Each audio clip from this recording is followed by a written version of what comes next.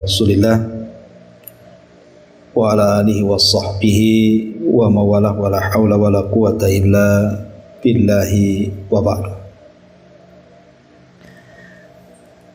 Alhamdulillah, di siang hari ini kembali kita duduk untuk berthalabul ilmi dan kita masih meneruskan kajian kitab Bahjah Qulubil Abrar karya Syekh Abdurrahman Ibn Nasr As-Sa'di rahimahullahu ta'ala. Dan kita masuk pada poin ke-6 kajian di siang hari ini.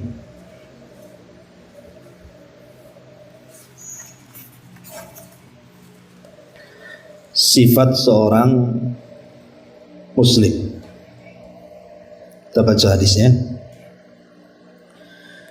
An Abdullah bin Umar radhiyallahu anhuma qala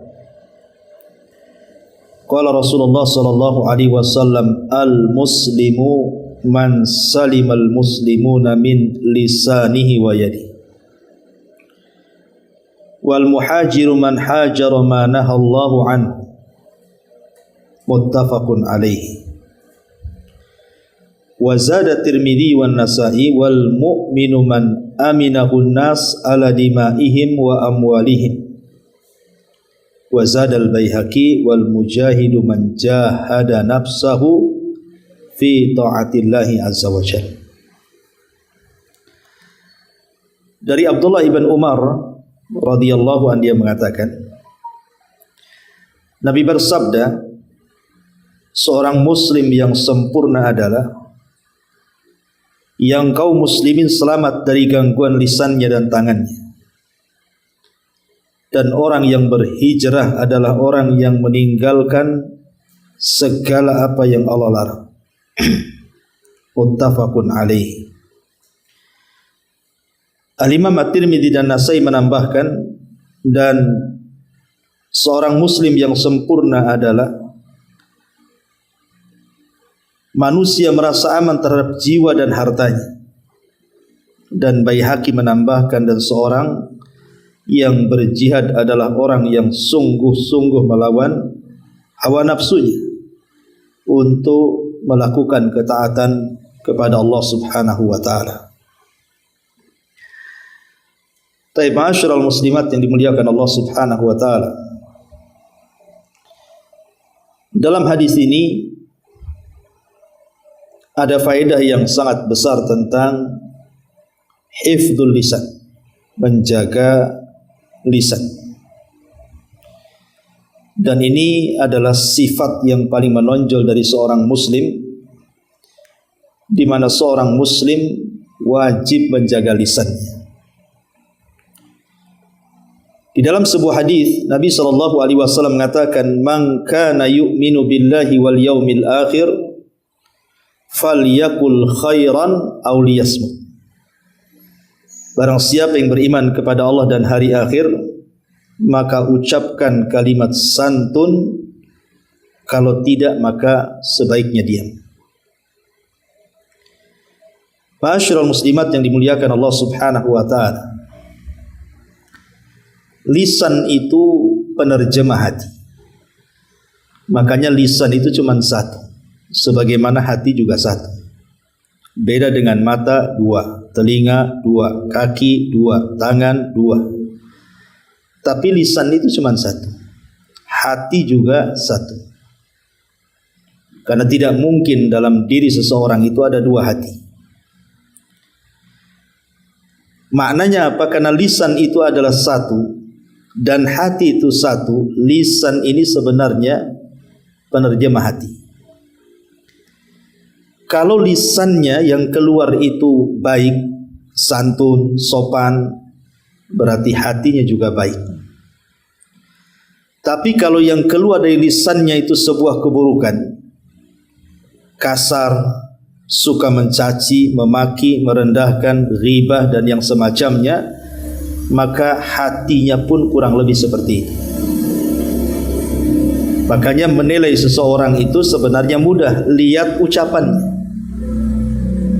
Kalau ucapannya, kesehariannya memang orangnya baik, ngomongnya lembut, tidak menyakiti orang dan begitu seterusnya, menandakan memang hatinya lembut. Tapi kalau lisannya kasar, suka mencaci, memaki, memang kebiasaan lisannya itu mengeluarkan kata-kata kotor, maka itulah cerminan hatinya. Ma'asyiral muslimat yang dimuliakan Allah Subhanahu wa taala. Di dalam Al-Qur'anul Karim surah Ibrahim ayat 24, Allah Subhanahu wa taala mengatakan,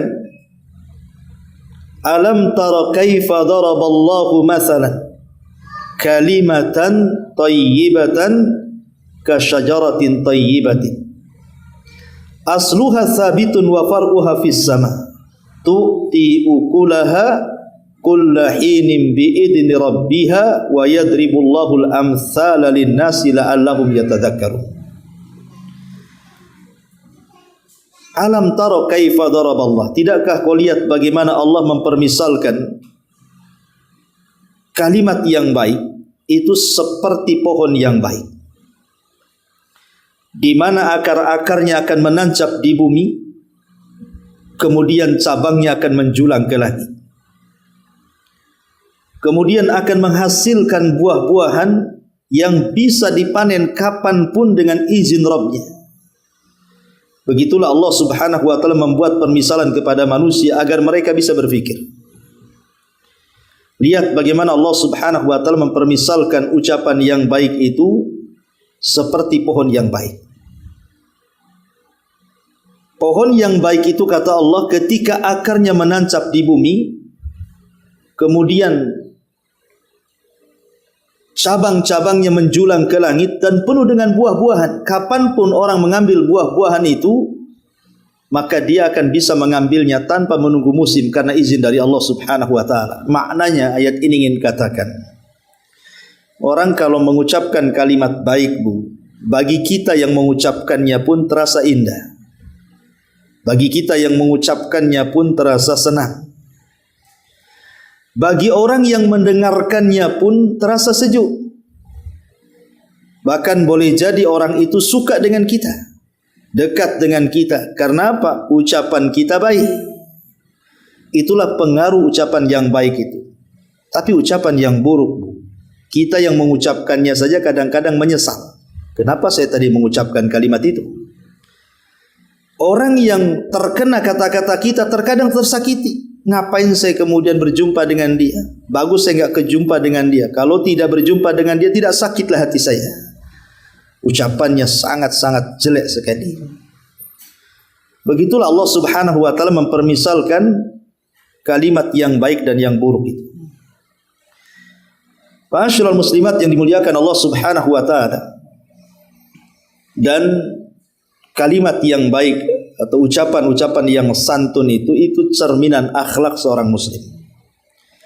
Makanya di sini mu'allif rahimahullahu taala mengatakan, menukilkan sabda Nabi sallallahu alaihi wasallam, al-muslimuna, seorang muslim yang baik, seorang muslim yang sempurna itu, man salimal muslimuna min lisanihi wa yadi, ketika muslim yang lain selamat dari lisannya dan selamat dari tangannya.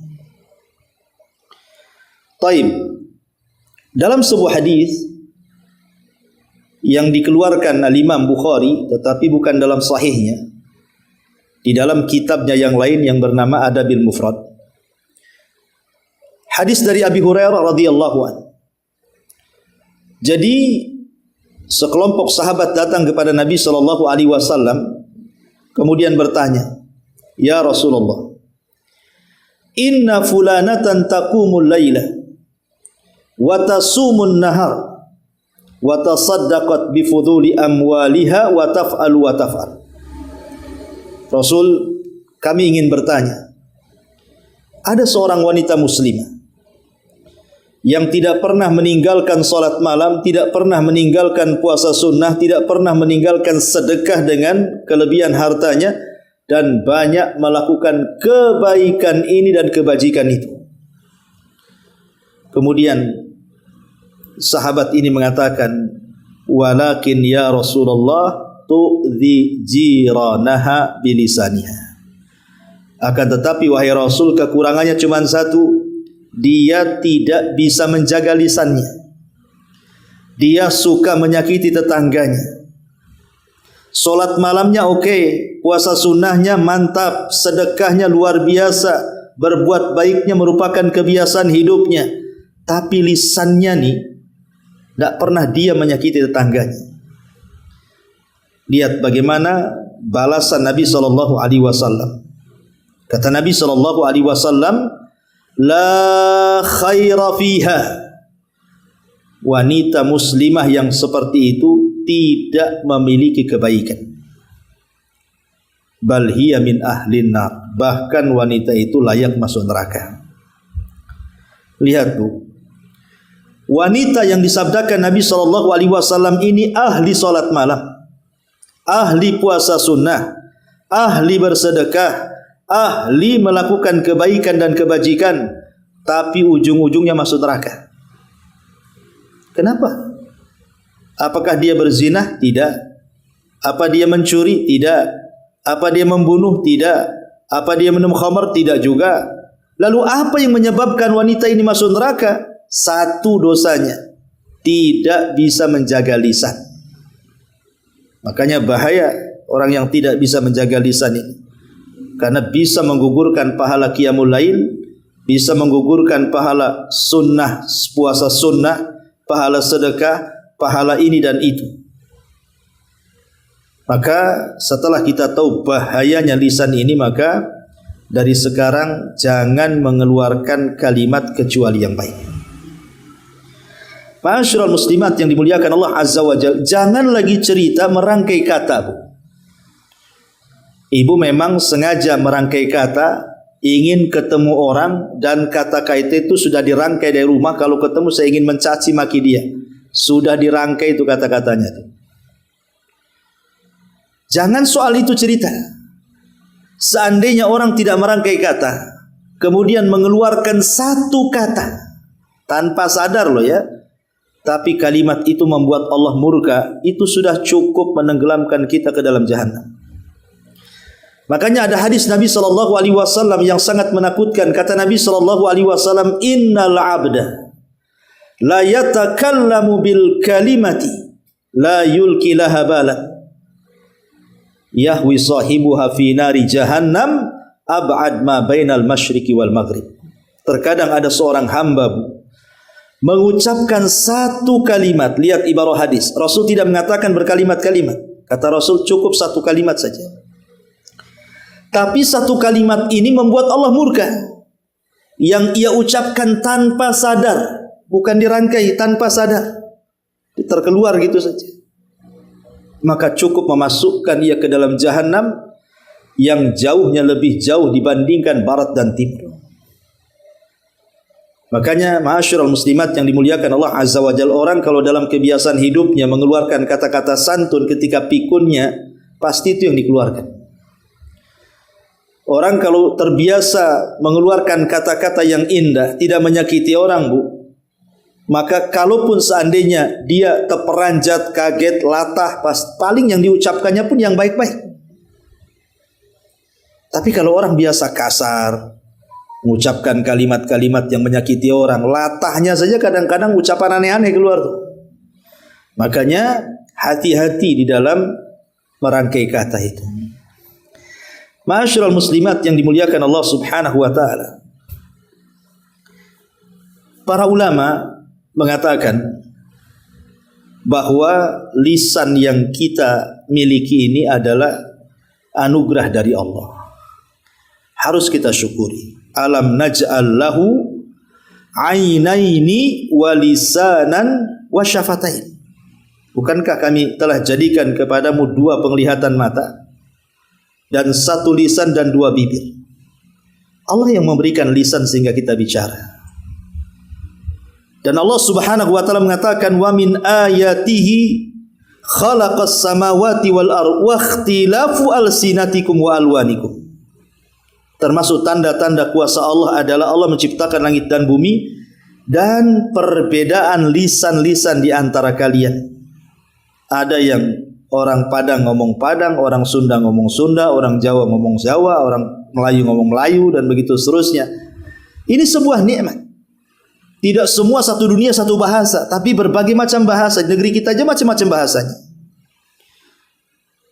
Dan dengan ucapan itu kita mudah untuk bermuamalah. Bisa mudah berkomunikasi suami dengan istri, orang tua dengan anak, anak dengan orang tua, kita dengan tetangga, baik dalam keseharian, dalam rumah tangga, baik dalam muamalah jual beli, baik urusan-urusan di luar sana. Dengan lisan semua bisa selesai. Dan ini nikmat dari Allah Subhanahu wa ta'ala. Harus kita syukuri nikmat Allah yang sangat besar, karena dengan lisan inilah kita mendapatkan nikmat. Orang jualan kalau bisu susah kan, Bu? Ya, kalau dia punya mulut kan bisa bicara, nawar-nawarkan barang, jadi laku barangnya. Pengacara ngomong aja dapat duit dia. Pengacara, Bu, nggak ngapa-ngapain, cuma ngomong aja dapat duit dia. Ya. Jadi lisan ini nikmat Allah Subhanahu wa ta'ala. Makanya patut kita syukuri dengan tidak mengeluarkan kata-kata kecuali yang santun, dengan tidak mengeluarkan kalimat kecuali yang indah, dengan tidak menyakiti orang. Karena Nabi SAW yang paling ditakuti Nabi adalah ketika umatnya tidak bisa menjaga lisan. Dalam sebuah hadis yang dikeluarkan Imam Tirmidzi dari hadis Sufyan Ats-Tsaqafi, dia mengatakan, "Ya Rasulullah, ma akhwafa ma takhafu alayya." Rasul, kira-kira apa yang paling kau takutkan dari apa yang kau takutkan dari diriku, wahai Rasul? Maka Rasul kemudian memegang lisannya, kemudian mengatakan, "Hadza, ini yang kutakutkan," katanya. Jadi ada seorang sahabat namanya Sufyan Ats-Tsaqafi. Dia mengatakan, "Rasul, kira-kira yang paling engkau takuti dari apa yang engkau khawatirkan dari diri itu apa?" Maka Rasul mengatakan, "Ini," maksudnya lisannya, jaga lisan. Kenapa kemudian Nabi SAW sampai takut sekali dari lisan ini? Karena dalam hadis Mu'adz bin Jabal radhiyallahu an, dari anggota badan kita dari atas kepala sampai kaki itu, Bu, yang paling banyak memasukkan kita ke neraka itu lisan. Kata Nabi SAW kepada Mu'adz, "Thaqilatka ummuka ya Mu'adz, wa hal yakubun nas fi nari jahannam illa hasaidu alsinatihim." Celaka wahai Mu'adz, bukankah kebanyakan manusia dijungkir balikan ke dalam jahanam itu akibat buah lisan mereka, kata Rasul. Karena lisan ini semua dosa ada. Kalau mata paling dosanya memandang, telinga mendengar, kaki melangkah. Tapi kalau lisan ini semua ada di situ. Dari syiriknya, bid'ahnya, dosa besarnya, macam-macamnya. Ya. Gara-gara lisan orang bisa bunuh-bunuhan. Gara-gara lisan orang bisa bertengkar. Gara-gara lisan orang putus silaturahim. Gara-gara lisan orang durhaka dengan orang tua. Gara-gara lisan orang bermusuhan. Macam-macam. Lisan ini puncak daripada malapetaka kalau orang tidak bisa menjaganya. Makanya kenapa kemudian Nabi SAW sangat mewanti-wanti soal lisan ini. Ma'asyiral muslimin yang dimuliakan Allah Subhanahu wa ta'ala, dari sini sebelum orang itu bicara, Buya, sebelum ibu bicara, perhatikan 5 perkara supaya tidak keluar dari lisan kita itu kecuali sesuatu yang baik. Apa 5 perkara itu? Pertama, ingat bahwa ucapan kita ini akan dicatat. Siapa yang mencatat? Raqib dan Atid. Ma yalfidhu min qaulin illa ladaihi raqibun Atid. Tidaklah ucapan yang kita ucapkan kecuali pasti akan dicatat oleh Raqib dan Atid. Ini yang pertama. Sehingga kalau kita mikir bahwa setiap ucapan kita ini akan dicatat, maka kita akan hati-hati dalam bicara. Karena semua akan dicatat. Ucapan kita yang mengandung dosa akan dicatat, ucapan kita yang mengandung pahala akan dicatat, bahkan ucapan kita yang tidak mengandung dosa dan pahala pun tetap dicatat. Maka ini yang pertama. Yang kedua, bahwa ucapan kita akan dipertanggungjawabkan di hadapan Allah. Yauma tashhadu alaihim alsinatihim wa aydihim wa arjulahum bima kanu ya'malun. Allah mengatakan yauma tashhadu alaihim alsinatuhum. Pada hari lisan-lisan mereka akan menjadi saksi bagi mereka. Wa aydihim, dan tangan-tangan mereka akan menjadi saksi bagi mereka. Wa arjulahum, dan kaki-kaki mereka pun akan menjadi saksi terhadap apa yang mereka lakukan. Jadi lisan kita akan jadi saksi nanti. Maknanya akan dipertanggungjawabkan di hadapan Allah Azza wa Jalla. Maka sebelum bicara, ingat bahwa semua ucapan kita akan dipertanggungjawabkan. Ada balasan. Kemudian yang ketiga, bahwa ucapan yang baik itu adalah sedekah. Kata Nabi SAW, wal kalimatu thayyibatu sadaqatun. Ucapan yang baik itu sedekah. Maknanya kalau kita mengucapkan kalimat yang santun, per kalimatnya itu ada pahala di situ. Ini yang ketiga. Yang keempat, bahwa ucapan yang baik itu adalah hidayah. Maknanya ketika kita mengucapkan kalimat santun, menunjukkan bahwa Allah memberikan hidayah kepada kita. Tapi kalau ucapan kita kotor, maka tanda bahwa kita tidak dapat hidayah dari Allah Subhanahu wa ta'ala. Dan yang terakhir, ingat, jangan pernah gara-gara ucapan kita menjadi dosa jariah. Jangan sampai ucapan kita menjadi dosa jariah. Kayak sekarang umpamanya Bu, Masya Allah ya, kadang-kadang ini medsos ini memang membuat kita banyak dosa. Kita lihat sekarang kan kalau di medsos itu kan ada TikTok, Ibu kan? Ibu main TikTok nggak Bu? Ya. Ada Instagram, ada Facebook, ada YouTube. Kadang-kadang aneh sih itu ya, mau dikatakan gila ya waras. Mau dikatakan waras ya kayak orang gila gitu ya. Kadang-kadang handphone ditaruh di depan, kemudian joget-joget, nyanyi-nyanyi, lipstick dan lain sebagainya Bu. Kadang-kadang dia buka aurat, dah pakai jilbab, kemana-mana entah apa yang dia omongkan di situ. Yang penting banyak yang nonton, yang penting banyak penggemar. Dia nggak pikir kalau dia mati sementara yang ada di handphone itu belum terhapus dan sudah menyebar satu dunia, itu jadi dosa jariah Bu. Jadi dosa jariah itu jadinya. Makanya di zaman fitnah seperti ini, jangan nulis sembarang nulis, jangan posting sembarang posting, jangan ngomong sembarang ngomong, karena semua ada pertanggungjawabannya. Jangan sampai perbuatan kita menjadi dosa jariah, dosa yang mengalir. Maka ingat 5 perkara ini. Ingat bahwa setiap ucapan kita dicatat raqib dan atid. Ingat bahwa ucapan kita ini akan dipertanggungjawabkan di hadapan Allah Subhanahu wa ta'ala. Ingat bahwa ucapan kita ini adalah sedekah. Ingat bahwa ucapan kita ini bisa jadi menjadi dosa jariah atau bisa menjadi pahala jariah. Dan ucapan kita ini, kalau kita betul-betul mengucapkan kalimat-kalimat yang indah, maka al-jaza min jinsil amal. Balasan itu disesuaikan dengan amalan kita. Lihat penduduk sorga itu. Penduduk sorga itu la yasma'una fiha lagwan wala ta'thima. Di sorga itu kita tidak akan pernah mendengar ucapan-ucapan main-main, ucapan-ucapan yang mengandung dosa, cacian, makian, gibahan, namimah dan begitu seterusnya, nggak ada. Maka ketika di dunia kita berusaha untuk tidak menggibah, tidak namimah, berusaha untuk baik, santun, lembut dan begitu seterusnya, maka al-jaza min jinsil amal. Orang yang membiasakan mengucapkan kalimat baik itu, maka mereka akan mendapatkan ghuraf, tempat yang tinggi di sorga.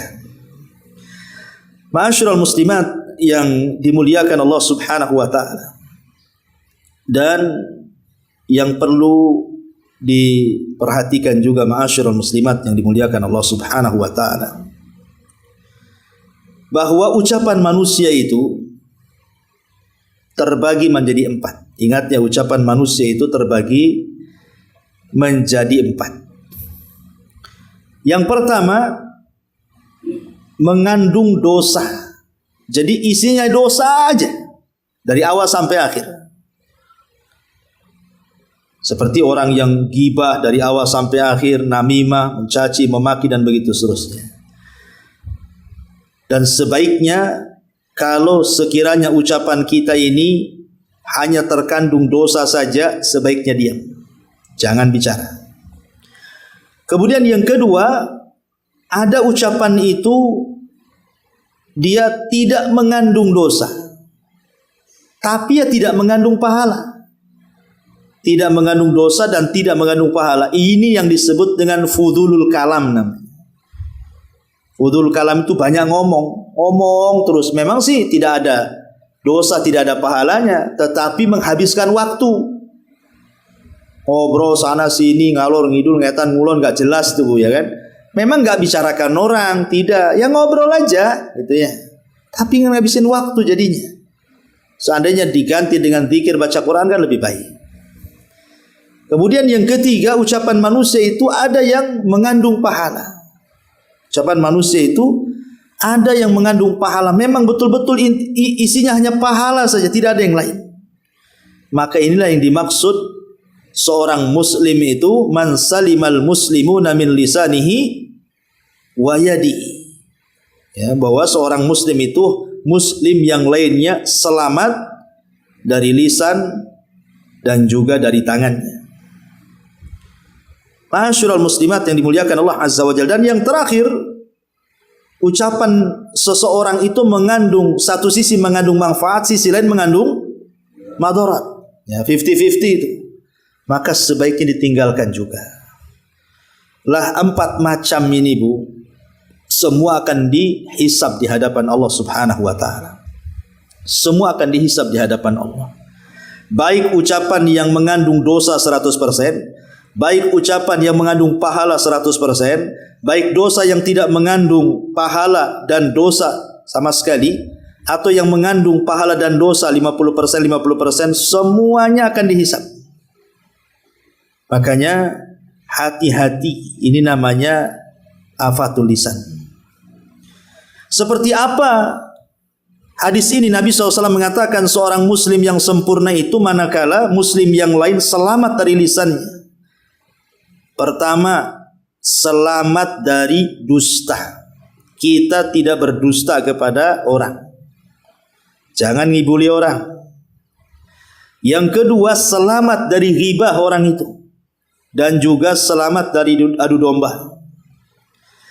Kemudian yang ketiga, selamat dari lisan kita sehingga keburukan dia tidak disebar kemana-mana.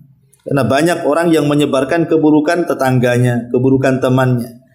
Kita lisan kita diam untuk tidak kalaupun kita tahu aib orang, tapi kita berusaha menutupinya.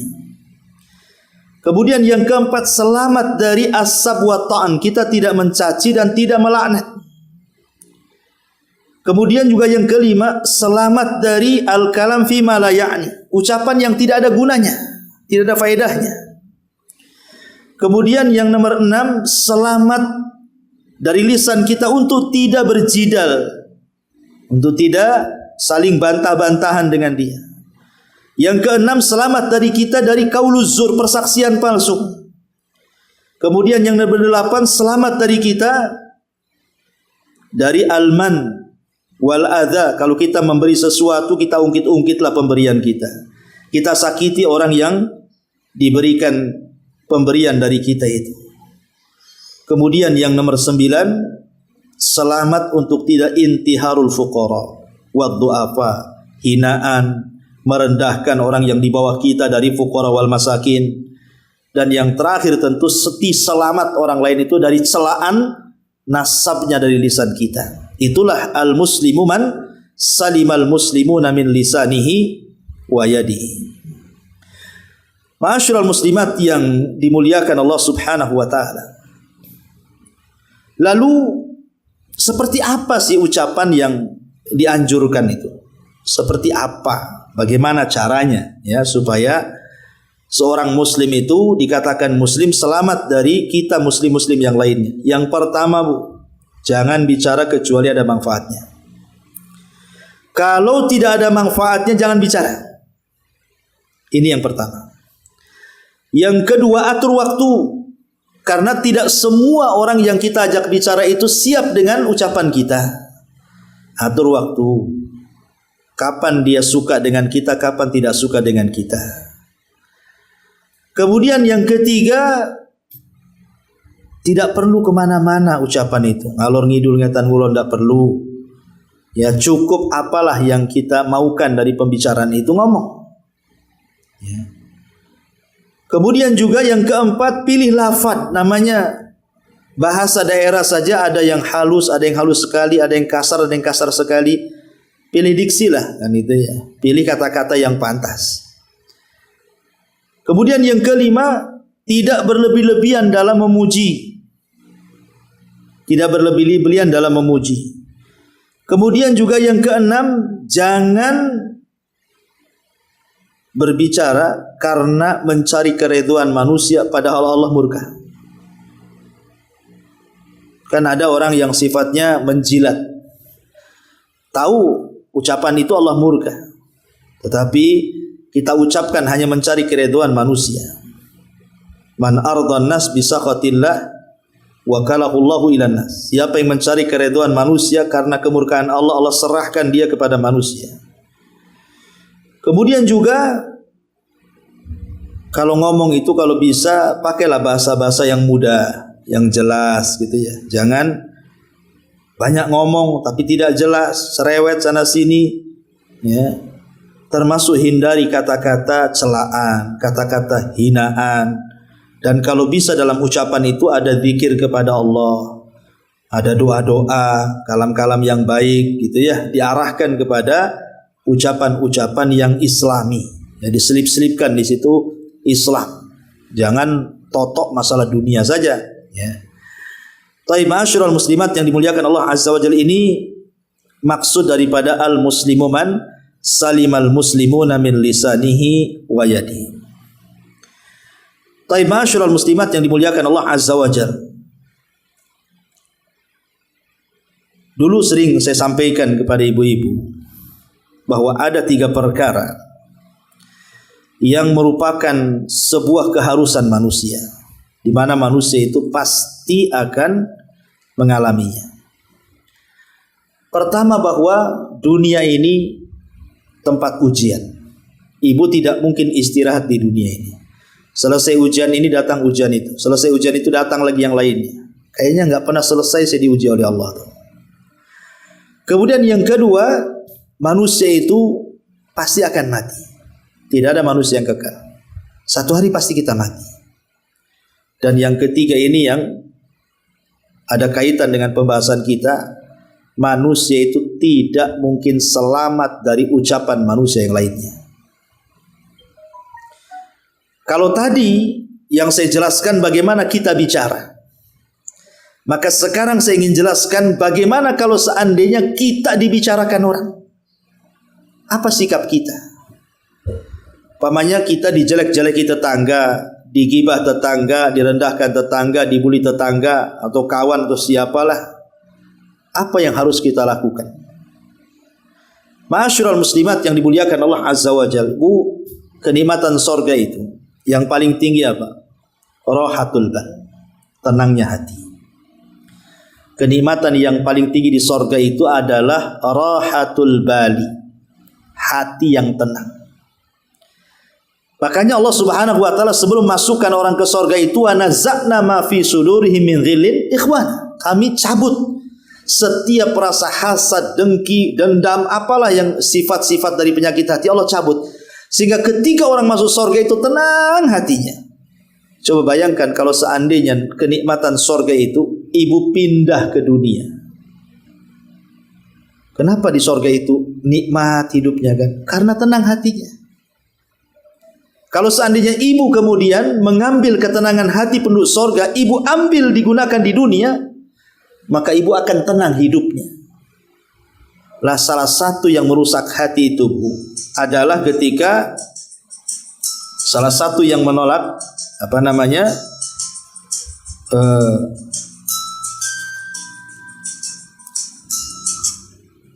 saya ulangi, Afan. Jadi salah satu yang bisa mengotori hati, menjadikan hati kita tidak tenang, menjadikan hati kita tidak tentram, tercabut kenyamanan dan keindahan hidup itu, salah satunya adalah ketika kita tidak tahan dengan ucapan manusia. Bu, ucapan manusia itu sebenarnya tidak memudaratkan kita, asal tidak dimasukkan ke hati gitu maksudnya, Bu ya. Kalau ucapan manusia itu hanya masuk di telinga kiri, keluar telinga kanan, itu insya Allah, Bu, ibu akan tenang. Buat bandel aja lah bahasa kitanya.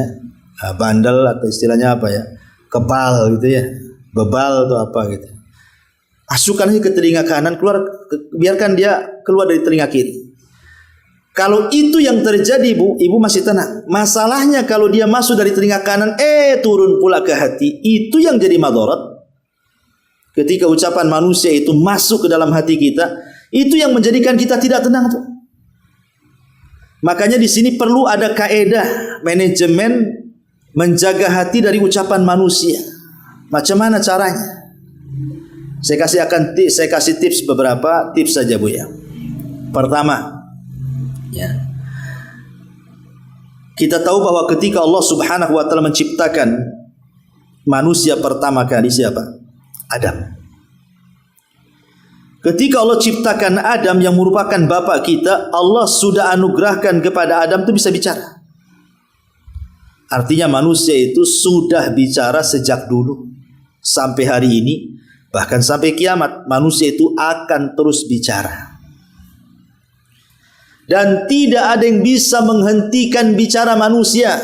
Kalau ibu menghentikan bicara manusia, sama menghentikan terbitnya matahari, sama mau memberhentikan terbitnya bulan, mustahil. Matahari itu kalau dicaci maki tetap dia terbit.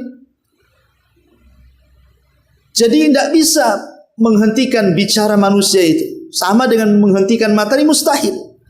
Lah karena manusia itu akan terus bicara dan mustahil untuk dihentikan bicaranya, maka biarkanlah manusia itu bicara, Bu. Biarkan mereka bicara. Karena manusia itu akan sulit untuk dihentikan. Dia akan terus bicara. Makanya karena manusia akan terus bicara, biarkan manusia bicara. Terserah mau bicara apa. Ya. Ini yang pertama, Bu. Tidak perlu ibu ngerem ucapan orang, biarkan dia, biar dia ngoceh sendiri, biarkan. Ibu tidak perlu ngereken bahasa kitanya, mempedulikan, tidak perlu.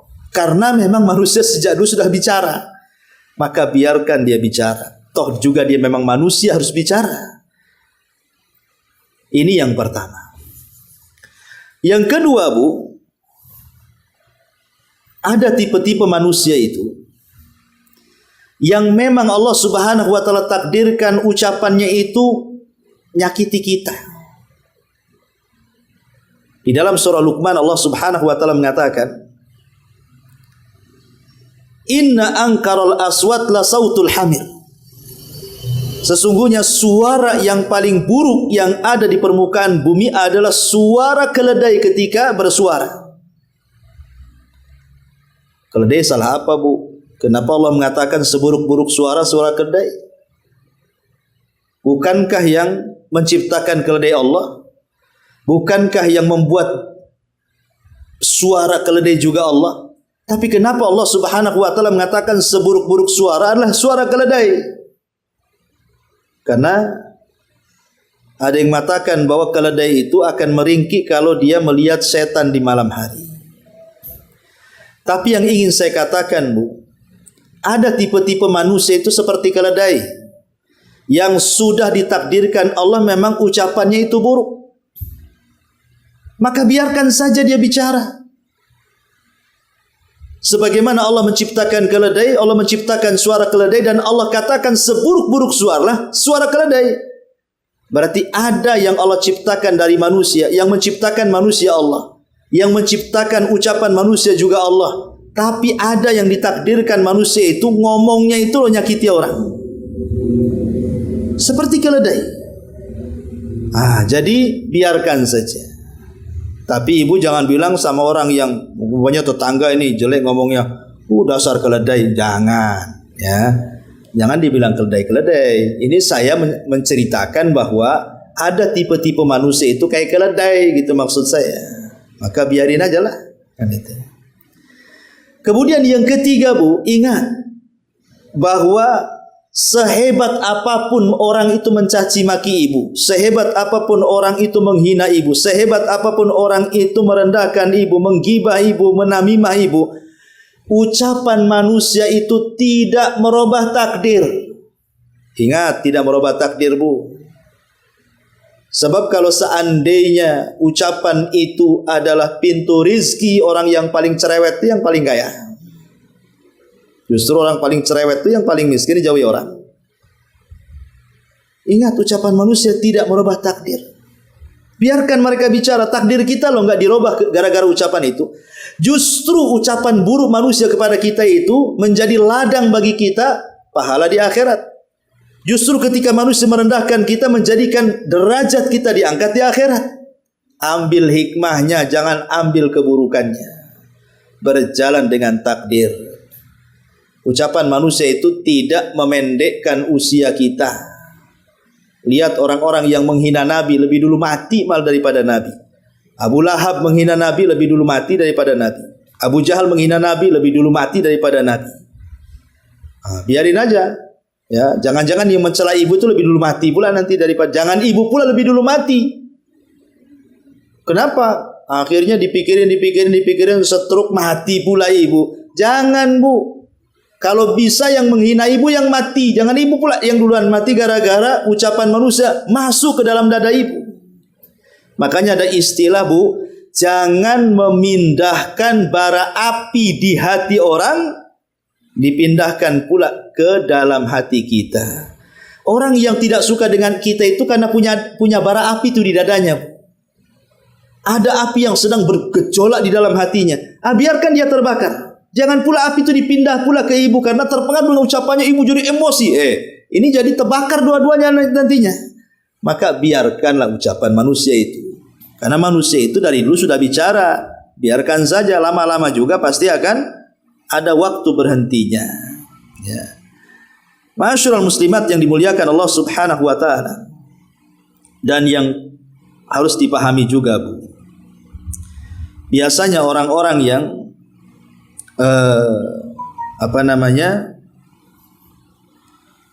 tidak suka dengan kita, menghina kita, hakikatnya dia tidak punya apa yang ada pada kita Bu. Kalau dia punya apa yang ada pada kita, tidak mungkin dia menjelek-jelekan kita. Karena biasanya ucapan-ucapan buruk, menghina, menggibah, merendahkan dan begitu seterusnya, itu terkeluar dari orang yang hasad, yang dengki. Sebab kalau tidak hasad dan dengki, tidak mungkin dia menghina kita. Maknanya ketika dia menjelek-jelekan kita itu karena dia tidak punya apa yang kita punya. Ketika mereka mengatakan kita bodoh, sesungguhnya dia yang bodoh. Ketika mereka mengatakan kita miskin, dia yang miskin. Ketika mereka mengatakan kita ini rendah, dia yang rendah sebenarnya. Jadi itu yang harus dipahami. Ketika manusia mencela itu karena mereka tidak memiliki yang kita punya. Kemudian juga kata para ulama, ya nasihat para ulama, jangan jadikan ucapan manusia itu menjadikan kita rendah di hadapan dia. Ucapan manusia itu sekali lagi tidak merendahkan kita. Orang yang diangkat derajatnya oleh Allah tidak mungkin rendah karena ucapan manusia. Makanya orang yang ikhlas itu Bu, cobalah ikhlas ya, maksudnya ikhlas itu jadikan celaan dan pujian itu sama saja. Dia memuji ya sama saja, memencela ya sama saja. Pokoknya berjalanlah seperti itu. Hidup kita akan tenang. Ustaz tidak bisa. Saya sakit kali hati saya itu diomongin tetangga itu. Sakitnya itu sampai di sini loh. Ya.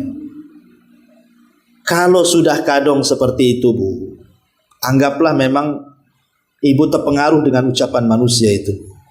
Ya. Bagaimana caranya? Maka cobalah ibu menjadi orang yang cuek bebek. Tahu Bu cuek bebek Bu? Ya, cuek bebek itu tidak peduli, seolah-olah nggak kenal. Ibu kenal si Anu? Enggak. Itu kan tetangga? Enggak. Masa sih? Iya, nggak kenal. Nggak, buat kayak gitu aja, Bu. Padahal rumahnya kopel tuh. Ya, kalau ditanya, ibu kenal sebelah? Nggak kenal. Di situ kan ibu sudah berapa tahun? Sudah 5 tahun. Oh, dia sudah 10 tahun kok nggak kenal? Nggak kenal saya. Dibuat cuek bebek aja, nggak peduli. Ya, sebab kalau seandainya ibu akhirnya dibilang, ibu kenal si Anu? Oh kenal. Itu orang jahat. Jadi akhirnya kan ngomong yang enggak jadinya. Maunya kita terbedakan mana orang baik, mana orang jahat, mana berakal, mana tidak. Akhirnya sama juga dengan kita. Akhirnya jelek-jelekan juga di hadapan orang lain kan. Maka jangan pedulikan. Karena terkadang kita melawan musuh itu tidak harus lewat senjata. Ucapan buruk dibalas buruk, ucapan cacian dibalas cacian. Tidak. Terkadang kita mengalahkan musuh itu cukup dengan diam dan tidak mempedulikan. Dan terus berdoa kepada Allah Azza wa Jalla, semoga dia dapat hidayah. Dan yang terakhir ini sebagai nasihat, Bu, supaya tenanglah kan itu. Kalau ibu dihina, dicaci, dimaki gitu ya. Ingat, Bu, manusia yang lebih mulia dibandingkan ibu, dibandingkan saya, dibandingkan siapapun sudah lebih dulu diejek, dicaci, dimaki, Bu. Nabi SAW kurang apa akhlaknya, dicaci juga, dikatakan gila, tukang tenun, tukang sihir, pemecah belah dan macam-macam. Maryam wanita suci dikatakan pezina. Nabi Isa bayangkan diucapkan macam-macam, anak zina. Nabi Musa dihina Bani Israel. Jurais Al-Abid dituduh pezina dengan seorang pelacur, macam-macam. Jadi sebenarnya kalau ada orang mencaci kita, orang yang lebih daripada kita sudah lebih dulu dicaci. Tenanglah hidup kita. Bahkan Allah yang menciptakan kita pun tidak lepas dari ucapan buruk. Seperti orang Yahudi mengatakan Uzair anak Allah, Nasrani mengatakan Isa anak Allah. Itu Allah loh. Allah saja diomongin sama orang itu, apalagi kita kan itu. Maka kita tenang. Kalau kita mau lihat Nabi saja dihina, ya, ini aja dihina, si Anu aja dihina, maka hidup kita tenang. Itulah cara menghadapi ucapan manusia. Al-muslimu man salimal muslimuna min lisanihi wa yadihi. Dan seorang muslim itu orang yang selamat dari lisan dan juga tangannya. Ya. Tangannya tidak memukul, tidak mengisyaratkan kemarahan, tidak mencuri, tidak merampok, tidak membunuh, dan begitu seterusnya. Sebaliknya tangan ini jadilah akhlak, cerminan akhlak dari kita. Ringan tangan, mudah membantu orang, dan begitu seterusnya. Itulah seorang muslim. Senang dengan tangan kita, bukan malah benci dengan tangan kita. Kemudian juga di sini Nabi SAW mengatakan wal muhajiru man hajara manahallahu anhu. Dan seorang yang berhijrah itu adalah orang yang berhijrah dari apa yang Allah larang. Dulu di zaman Rasul, hijrah itu benar-benar hijrah, Bu, dari Mekah ke Madinah. Tapi setelah Fatu Mekah tidak ada hijrah lagi. Kenapa? Karena dua negara itu sudah muslim, Mekah dan Madinah sampai sekarang. Berarti yang berlaku adalah bukan hijrah dari negeri muslim ke negeri, dari negeri kafir ke negeri muslim, tapi sekarang yang berlaku adalah hijrah dari apa yang Allah larang kepada kita. Ketika dulu kita sering berzina, kemudian tidak berzina, berarti kita sedang berhijrah. Dulu suka gibah, sekarang sudah berhenti gibah, berarti kita sudah hijrah. Dulu kita sering mencaci dan memaki, sekarang lembut kata-katanya, berarti sudah hijrah. Dulu saya suka mabok, sekarang sudah berhenti mabok, berarti hijrah. Dulu saya pernah menggibah tetangga, sekarang sudah berhenti, maka sudah hijrah. Pokoknya apapun yang dilarang Allah kita tinggalkan, berarti ibu sedang berhijrah tuh. Makanya hijrah itu kalau bisa jangan hijrah baju saja, ya, akhlak juga dihijrahi.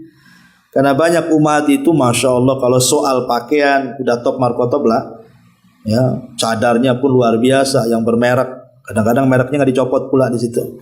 Jadi kadang-kadang ada orang yang hijrah itu setakat pakaian saja. Kalau pakaiannya luar biasa, berangkap-rangkap gitu ya. Tapi kadang akhlak nggak dirubah. Kan aneh, masa yang hijrah pakaiannya orangnya enggak? Ya kalau bisa ya dua-duanya lah, pakaiannya hijrah, orangnya pula hijrah gitu. Pakaiannya sudah hijrah, orangnya yang pakainya tidak hijrah. Terbalik ini. Ya, pakaiannya hijrah, orangnya juga hijrah. Dulu belum ngaji, masih suka gibah, sekarang sudah ngaji, malas gibah. Ini enggak. Belum ngaji gibah, udah ngaji makin parah gibahnya. Ya, belum ngaji 1 jam gibahnya, sudah ngaji 1 hari gibahnya. Durasinya ditambah. Jadi kalau bisa itu hijrah dua-duanya. Itulah orang hijrah, orang yang betul-betul meninggalkan apa yang Allah larang. Kemudian juga wal mu'minu man aminahun nas ala dima'ihim wa amwalihim. Seorang mukmin itu yang manusia aman dari darah dan hartanya. Tidak membunuh, tidak mengerampok, ya. Dan yang terakhir wal mujahid man jahada nafsahu fi taatillah. Seorang mujahid itu orang yang menjaga hawa nafsunya dalam ketaatan kepada Allah Subhanahu wa taala. Wallahu a'lam. Inilah keterangan hadis yang ke-6, sifat seorang mukmin. Taib, sebelum saya tutup, kita buat tanya jawab. Ya, kita tutup dulu. Subhanallah bihamdika, asyhadu an la ilaha illa anta, astaghfiruka wa atubu ilaik. Allah ta'ala. Assalamualaikum warahmatullahi wabarakatuh.